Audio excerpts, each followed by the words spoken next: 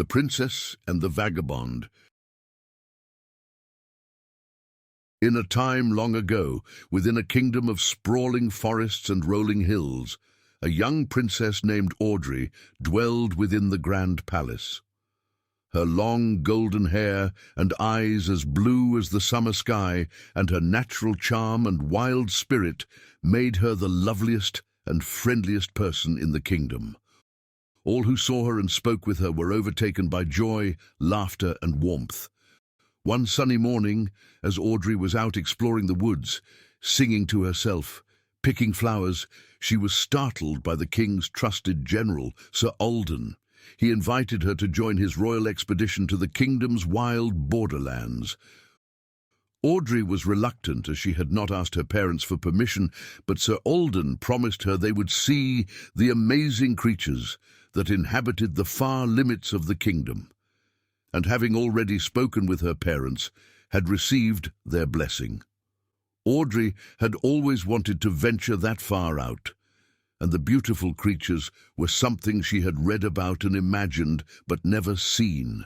Her eyes glowed, and taking Sir Alden's hand, she jumped into the carriage.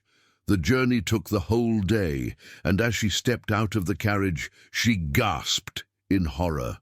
A group of bandits were in front of her. Sir Alden was shaking the leader's hand and looking treacherously at Audrey.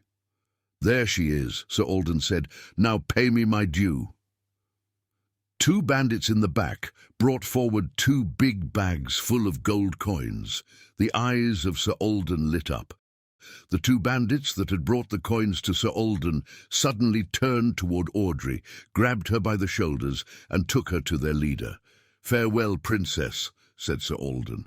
He hopped into the carriage and rode away. Suddenly, out of the dark woods came out a cloaked figure, a vagabond, sticking out his right hand with a tin cup. "Any spare change for a poor boy like myself?" he said to the leader. "Get out of here, boy. Get lost." As the bandit leader said those words, he pushed the boy, who stumbled to the ground. As the boy got up, he caught a glimpse of the beautiful princess, now shivering from the rain and cold night. "Who's that?" asked the vagabond boy to the leader, pointing his tin cup at the princess. "None of your business. All right, boys, chain her up. Let's move out." As the 2 bandits were tying Audrey's hands to a long and heavy chain, an unexpected loud cry came from behind. The vagabond boy had just knocked the leader to the ground. With an incredibly acrobatic kick, the 2 bandits dropped the chain and ran towards the boy to fight, but were no match to the boy's incredible skill. The boy freed the princess, and as he walked away towards the dark woods, the princess asked him to stop. "What's your name?"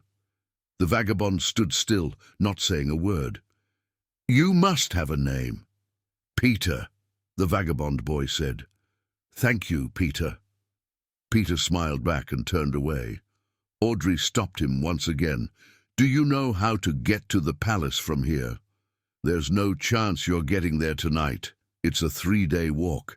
You should find shelter and at first light head toward the misty lake. There you will—" Audrey interrupted him. "Wait, Peter, I can't do that. I need help. Will you take me home?" Peter looked at her eyes, full of tears and fear. "That's too great a task. I can help you find shelter tonight, but tomorrow you're on your own. My father is the king and will pay you whatever you want. He can give you food and shelter for as long as you want to," cried Audrey. Peter looked at Audrey in distrust. "She's the princess," he thought.